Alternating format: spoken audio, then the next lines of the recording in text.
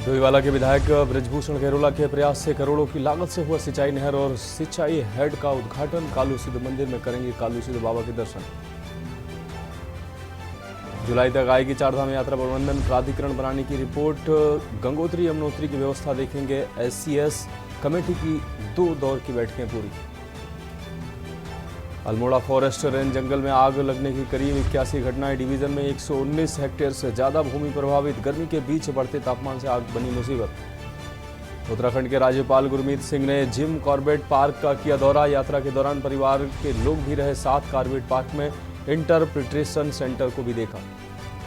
जम्मू कश्मीर में आतंकी हमले के खिलाफ हल्द्वानी में प्रदर्शन। लोगों ने एसडीएम के माध्यम से राष्ट्रपति को भेजा ज्ञापन। पुतला दहन कर जताया विरोध।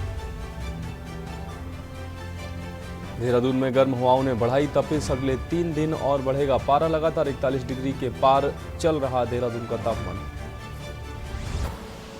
आप देख रहे की न्यूज, खबरों का सारथी। नमस्कार, उत्तराखंड की खबरों में आपका स्वागत है। मैं हूं मनोज मानस और अब खबरें विस्तार से। डोईवाला से अहम खबर सामने आ रही है, जहां सिंचाई नहर और सिंचाई हेड का उद्घाटन कल होना है। सीएम धामी कल देंगे कालूवाला के ग्रामीणों को सौगात।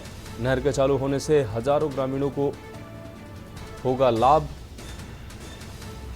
दर्शन के लिए कालू सिद्ध मंदिर भी जाएंगे सीएम धामी। तो डोईवाला से ये अहम खबर आपको दिखा रहे हैं। सिंचाई नहर और सिंचाई हेड का उद्घाटन होना है। सीएम धामी देंगे कालूवाला के ग्रामीणों को सौगात। नहर के चालू होने से हजारों किसानों को होगा लाभ।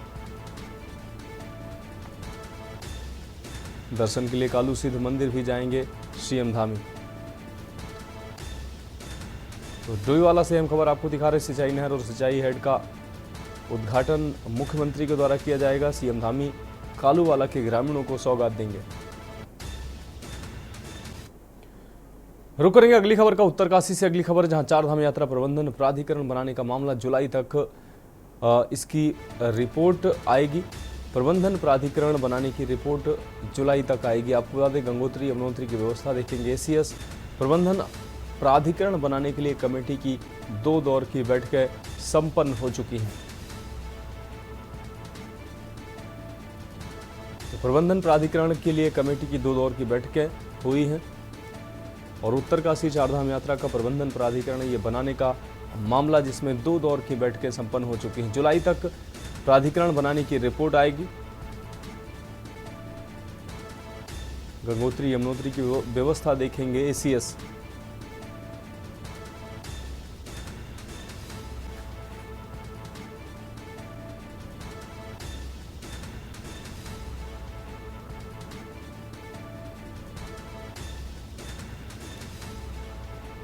तो जुलाई तक प्रबंधन प्राधिकरण बनाने की रिपोर्ट आएगी। यमुनोत्री और गंगोत्री की व्यवस्था देखेंगे अपर मुख्य सचिव।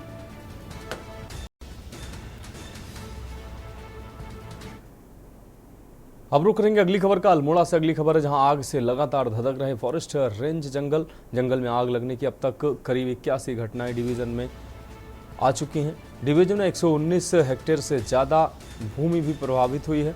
गर्मी के बीच बढ़ते तापमान से आग मुसीबत बनी हुई है।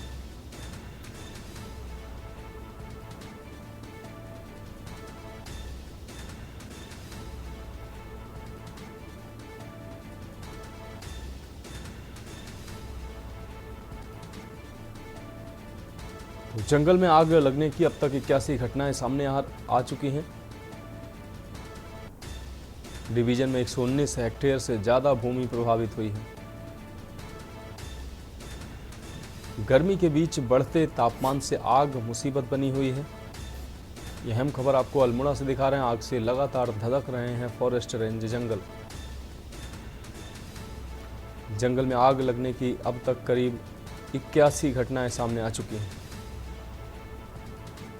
तो डिवीजन में 119 हेक्टेयर से ज्यादा भूमि प्रभावित हुई है।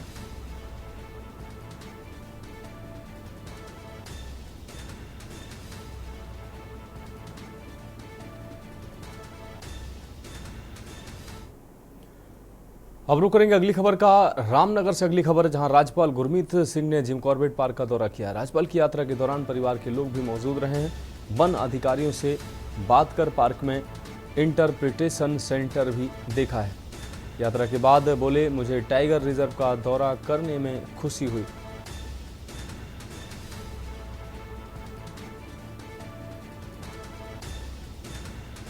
यात्रा के बाद उन्होंने रिजर्व का दौरा करने पर खुशी जाहिर की। तो राज्यपाल गुरमीत सिंह ने जिम कॉर्बेट पार्क का दौरा किया है। राज्यपाल की यात्रा के दौरान परिवार के लोग भी मौजूद रहे। वन अधिकारियों से बात कर पार्क में इंटरप्रिटेशन। यात्रा के बाद बोले, मुझे टाइगर रिजर्व का दौरा करने में खुशी हुई। कुछ मुझे बहुत खुशी हो रही है। निकाला में जा रहा कॉर्बेट टाइगर रिजर्व, और मैंने अभी इंटरप्रिटेशन सेंटर यहाँ का देखा और मुझे बहुत खुशी हुई कि इंडियन फॉरेस्ट सर्विस ने इतना सुंदर एक इंटरप्रिटेशन सेंटर बनाया है।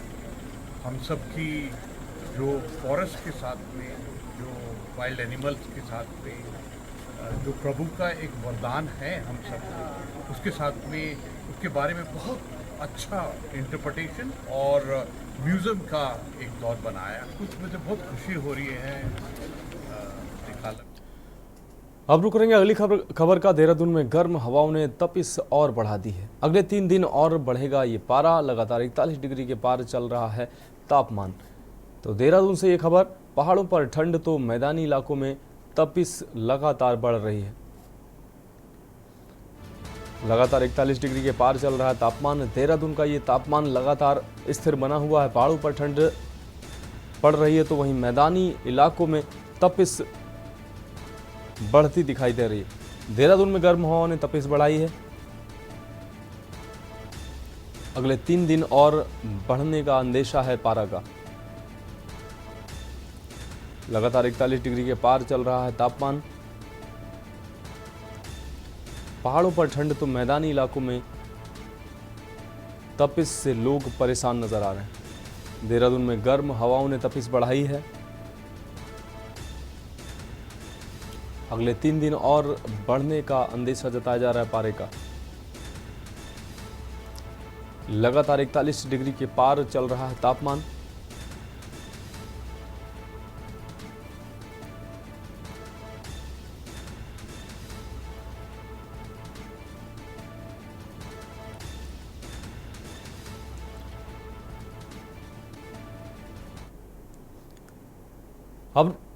अब रुक करते हैं अगली अहम रिपोर्ट की। लोकसभा चुनाव संपन्न होने के बाद अब एक बार फिर राज्य के मुख्यमंत्री पुष्कर सिंह धामी विपक्ष के निशाने पर आ गए।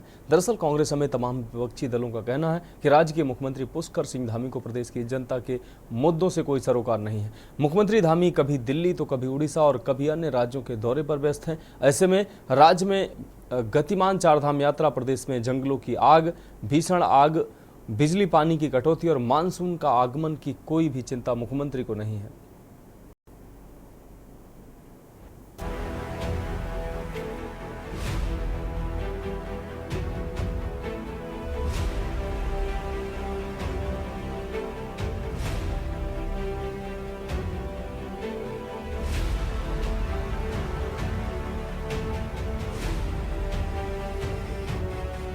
देवभूमि उत्तराखंड में विपक्ष ने एक बार फिर से मुख्यमंत्री पुष्कर सिंह धामी के खिलाफ मोर्चा खोल दिया है। विपक्षी दलों ने राज्य के मुख्यमंत्री पर प्रदेश के मुद्दों पर ध्यान न देने का आरोप लगाया है।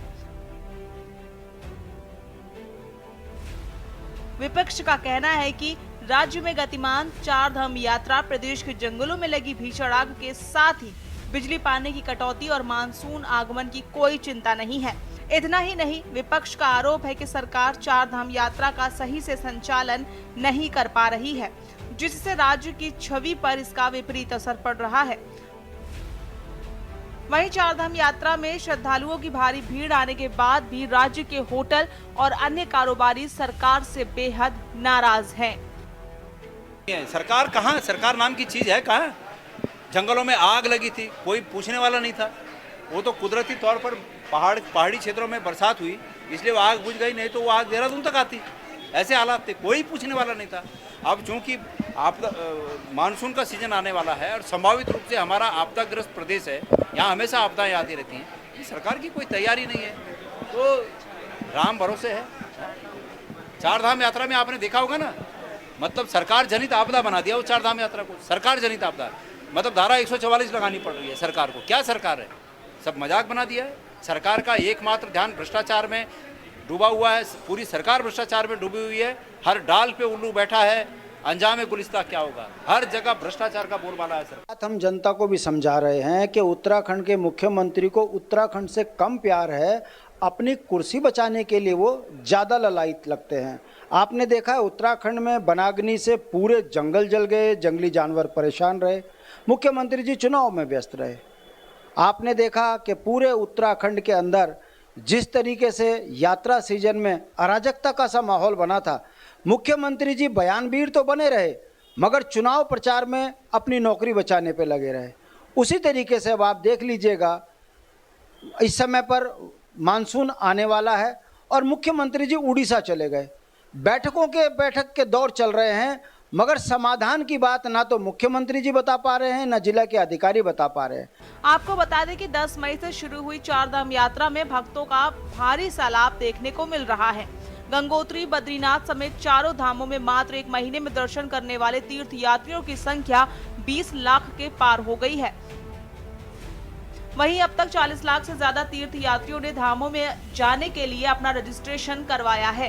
इसके बाद भी कारोबारियों में मायूसी है। वहीं प्रदेश के जंगलों में एक बार फिर वनाग्नि की घटनाएं बढ़ गई हैं। इसके साथ ही बिजली और पानी का संकट गहरा गया है। साथ ही अब मानसून का भी आगमन होने जा रहा है। विपक्ष का कहना है कि सरकार का इन सभी समस्याओं पर कोई ध्यान नहीं है।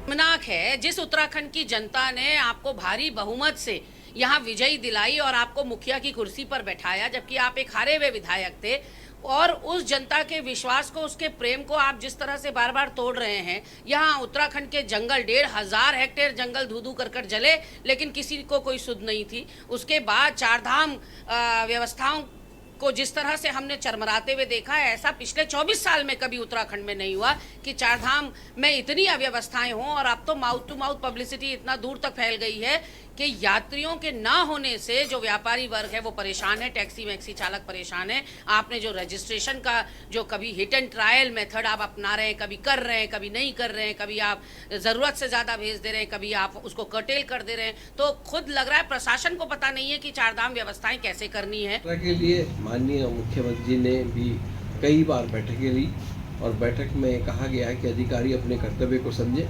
और करीबन 1200 से भी अधिक अधिकारी चारधाम यात्राओं में लगे हैं, चाहे गंगोत्री हो, यमुनोत्री हो, केदारनाथ हो, बद्रीनाथ हो, हेमकुंड साहिब हो, ये सब में हमारे अधिकारीगण काम कर रहे हैं और एक अच्छा संदेश देने का काम माननीय मुख्यमंत्री जी ने किया है। हाँ, पहले राउंड में थोड़ा सा दिक्कतें आई है, अफरा तफरी का माहौल बना, किंतु अब दुरुस्त चल रही है।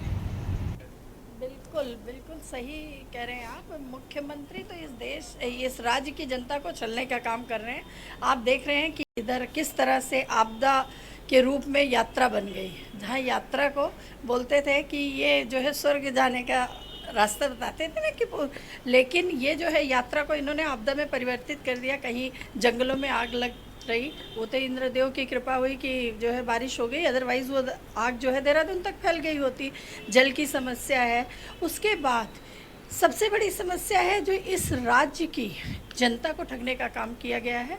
और हम लोगों ने मुद्दों पे लड़ाई लड़ी, महंगाई, बेरोजगारी, अग्निवीर, अंकिता हत्याकांड, लेकिन जनता शायद कुछ कमियां हम में भी रही होंगी, जन तक हम पहुंच नहीं पाए। कुल मिलाकर विपक्ष के निशाने पर एक बार फिर मुख्यमंत्री धामी आ गए हैं।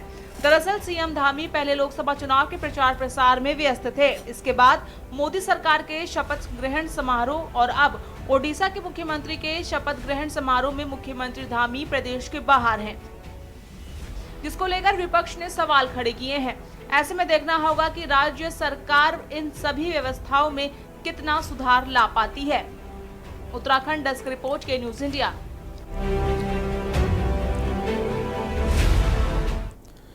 अब बात करते हैं अगली अहम खबर की। हल्द्वानी में राष्ट्रीय राजमार्ग विभाग मानसून ने पहले मानसून से पहले राष्ट्रीय राजमार्ग संख्या 87 के सड़क सुरक्षा कार्य को पूरे करने में जुट गया है। इसके अलावा राष्ट्रीय राजमार्ग संख्या 87 में मानसून के समय डेंजरस जोन में सड़क सुरक्षा सहित सड़कों को तत्काल खोलने के लिए सरकारी मशीनरी को भी एक्टिव करने के निर्देश दिए गए हैं। अधिशासी अभियंता इंजीनियर प्रवीण कुमार ने बताया कि राष्ट्रीय राजमार्ग में सिविल वर्क और सुरक्षा कार्य तेजी के साथ कराए जा रहे हैं। बरसात के मौसम में हाईवे में भूस्खलन या अन्य खतरे को देखते हुए सुरक्षात्मक कार्य के साथ ही तत्काल मानसून में सड़कों को खुलवाया जा सके, इसके लिए सारे संबंधित कार्य पूरे किए जा रहे हैं। जुरिसडिक्शन में NH 87 एक्सटेंशन है जिसपे किलोमीटर 0 से लेकर 45 तक काम चल रहा है और उसमें बिटुमिनस वर्क चल रहा है जो मानसून प्रारंभ होने के दिन तक चलता रहेगा।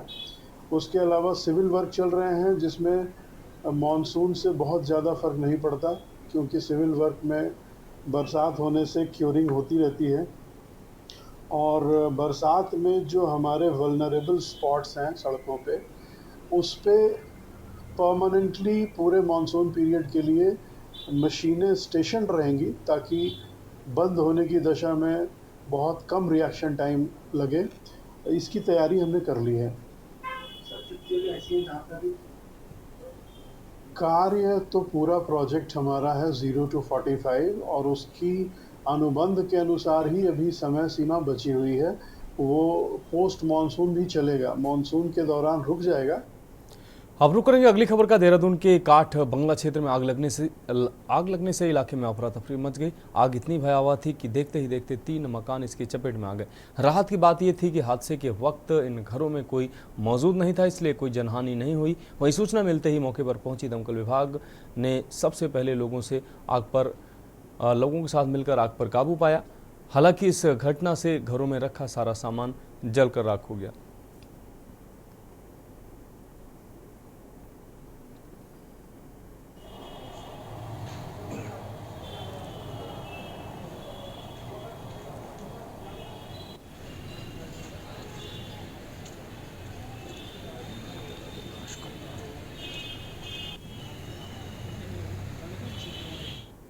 अब बात करते हैं अगली खबर की। डस्टबिन फ्री देहरादून अभियान के अंतर्गत देहरादून नगर निगम डोर टू डोर कूड़ा उठान अभियान चला रहा है, लेकिन लंबे समय से घरों से कूड़ा वक्त पर नहीं उठाया जा रहा है। इस बात को लेकर देहरादून के नगर आयुक्त गौरव कुमार ने कहा कि हमने 3 कंपनियों को कूड़ा उठान का टेंडर दे रखा है, जिसमें से इकॉन और वाटर ग्रेस नामक 2 कंपनियों में कंपनी प्रबंधन और उनके कर्मचारियों के बीच पिछले 6 महीनों में लगभग 7 बार आपसी विवाद सामने आए हैं।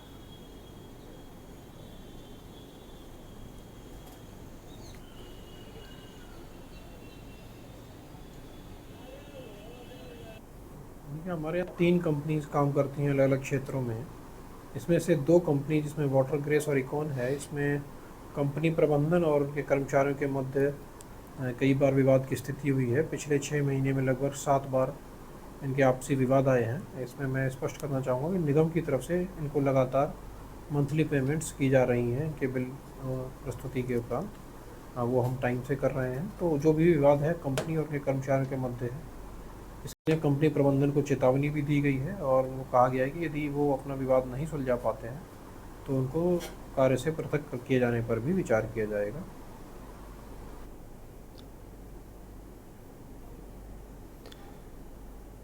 अब रुक करेंगे अगली खबर का। 4 मई को स्थानीय एक व्यक्ति ने कोतवाली कोटद्वार में दी गई तहरीर में बताया कि किसी अज्ञात व्यक्ति ने उसका वीडियो एडिट कर अश्लील वीडियो बनाकर सोशल मीडिया पर अपलोड करने की धमकी देकर उससे करीब 3.5 लाख रुपए की धोखाधड़ी की है। वरिष्ठ पुलिस अधीक्षक पौड़ी लोकेश्वर सिंह द्वारा आम जनमानस के साथ हो रही धोखाधड़ी की घटनाओं को गंभीरता से लेते हुए अभियुक्त को शीघ्र गिरफ्तार करने के निर्देश पर कोतवाली प्रभारी निरीक्षक मणि भूषण श्रीवास्तव द्वारा गठित पुलिस टीम द्वारा अथक प्रयासों के बाद अभियोग में संलिप्त अभियुक्ता पवन पुत्री दिलबाग सिंह निवासी ग्राम ढूढ़ीपुर नौशेरा मज्जा सिंह थाना शिखवा जिला गुरदासपुर पंजाब हाल निवासी किराएदार दीपक कुमार निकट Krishna market teary shop Binola थाना बिलासपुर को हरियाणा से गिरफ्तार कर न्यायालय के समक्ष पेश कर जेल भेज दिया गया।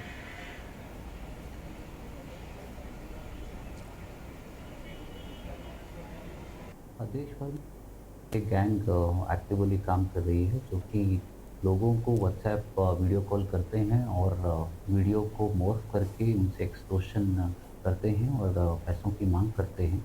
इसी गैंग के द्वारा एक कोंडवा निवासी के साथ धोखाधड़ी की गई थी।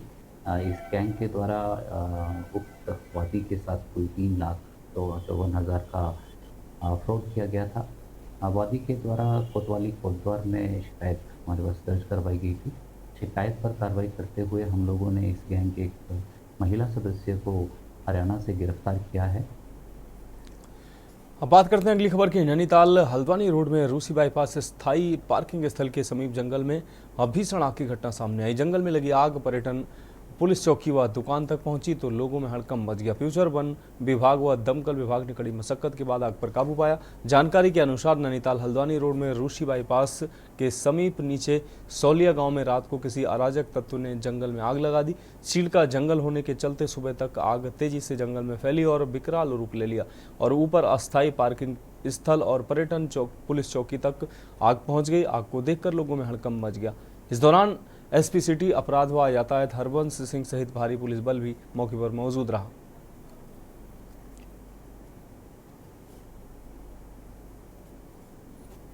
6 बजे के आसपास धुआं दिखा। तो फिर हमें यहाँ दुकान वालों का फोन आया नहीं किसी का कि ऐसी बात हो गई करके। फिर हम लोग आए अपने यहाँ से, जितना हो सकता हमें थोड़ी हमने करा। बाकी फायर सर्विस की गाड़ी आ गई थी, उनको बुला लिया था। पुलिस वाले लगे थे, बेचारे सभी लगे थे यहाँ पर बुझाने को। फिर भी बहुत मतलब आउट ऑफ कंट्रोल थी। अभी भी स्थिति देखिए, आप पीछे को देखिए जरा, खड़े होने लायक नहीं हो रहा है। ये कैसे लगी तो नहीं देखा। हमें सुबह सूचना मिलने के बाद तत्काल हम लोगों ने अपनी टीम को लगाया है और फायर ब्रिगेड भी बुलाई गई है रोड साइड, क्योंकि पार्किंग गाड़ियाँ खड़ी है उनकी सुरक्षा के लिए। और बाकी चारों तरफ हमारे जो है 20 लोग लगे हुए हैं और अभी एक को हम बराबर इलाज कर रहे हैं और पूरा प्रयास किया जा रहा है, शीघ्र कंट्रोल हो जाएगी। हाँ, ये पार्किंग वाले ने जरा कूड़ा डाला है, अभी कोई नज़र में नहीं आया है। अगर नज़र में आता है तो उसको जेल जाएगा। लेकिन हमने पार्किंग वाले ठेकेदार को और स्थानीय यहाँ पर जो अधिकारी ड्यूटी कर रहे हैं उनको भी अवगत करा दिया है। इस तरह की कोई भी पार्किंग कूड़ा डालते हुए तो उसको रिपोर्ट कार्रवाई की जाए। अब रुक करेंगे अगली खबर का। National disaster management authority Bharat सरकार द्वारा जारी किए गए निर्देशों के अनुपालन में मुख्यालय राष्ट्रीय आपदा मोचन बल नई दिल्ली द्वारा देश के विभिन्न रोपवे में संयुक्त मॉक अभ्यास किया गया, जिसके अनुपालन में उत्तराखंड राज्य में स्थापित नैनीताल रोपवे में 15वीं वाहिनी राष्ट्रीय आपदा मोचन बल के निर्देशन में संयुक्त मॉक अभ्यास के दौरान भारत सरकार के निर्देशों पर एनडीआरएफ की टीम की ओर से रोपवे में मॉक ड्रिल किया गया। इस दौरान केबल कार को तकरीबन 2 घंटे तक हवा में लटकाने के बाद उसमें फंसे यात्रियों को रस्सियों के सहारे सकुशल रेस्क्यू कर जमीन पर लाया गया। मॉक ड्रिल के दौरान 2 घंटे तक रोपवे को पर्यटकों के लिए बंद रखा गया।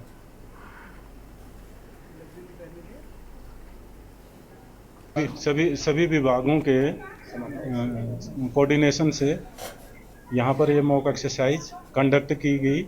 इसका मेन उद्देश्य है कि यदि भविष्य में कभी इस प्रकार की आपदा आती है, इस प्रकार का केबल कार स्टक हो जाता है, तो उसके दौरान तो जो फर्स्ट रिस्पॉन्डर होता है, लोकल कम्युनिटी होती है, जो यहाँ पे रोपवे मैनेजमेंट टीम है, उनमें रेस्क्यूअर्स हैं, उनका रिस्पॉन्ड सबसे पहले होता है। फिर लोकल कम्युनिटी उसको हैंडल करती है। फिर एसडीआरएफ और एनडीआरएफ के आने पर कैसे काम होगा अगर वो बड़े मात्रा में है। तो उत्तराखंड की खबरों में फिलहाल अभी के लिए इतना ही। मुझे दीजिए इजाजत और आप देखते रहिए के न्यूज इंडिया। आप देख रहे हैं के न्यूज, खबरों का सारथी।